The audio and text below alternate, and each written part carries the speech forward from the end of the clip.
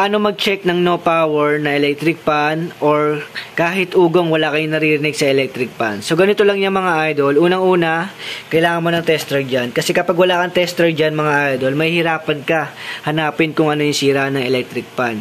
So, ito na yung mga idol. Unang-una mo i-check, AC cord.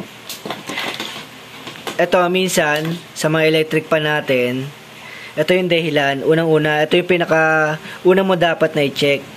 Yung AC cord. Kasi minsan, mga kinakagat ng aso, daga, nakakaputol-putol yung ano dyan, yung AC cord. So, kailangan, gagamit ka ng tester. So, kapag napatunayan mo na buo yung ano, yung AC cord, dito ka naman, didiretso sa may switch. Kasi minsan, sira yung switch. Kaya ayaw talaga gumana yung ano, yung electric pan natin. Yan. Yung isa may mga sunog dyan.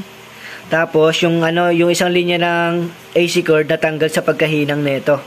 Na dito sa pagkahinang dito sa may switch kaya ayaw mandar. So kapag napatunayan mo naman na okay yung switch, dito ka na didiretso mga idol. Diyan. Dito sa pinakamotor natin. So dito sa pinagkakabitan ng ano, ng capacitor natin, check mo dito kung may resistance. So kapag may nakuha kang resistance mga idol gamit yung tester, yan, ibig sabihin buo yung motor. Pero bakit ayaw umandar? Kasi napatunayan mo na yung AC cord na buo, tapos yung switch, tapos yung motor, buo din. So, ang pinakasira niya mga idol, yung thermal fuse. Pumutok yung thermal fuse na ito.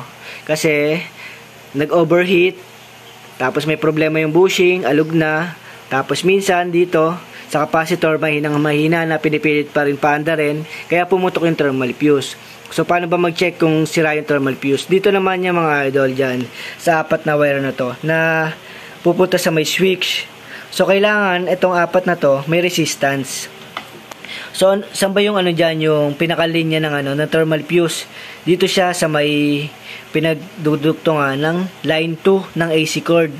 Kasi yung line 1 na itong AC cord napunta sa switch, yung line 2 pupunta siya doon sa may thermal fuse.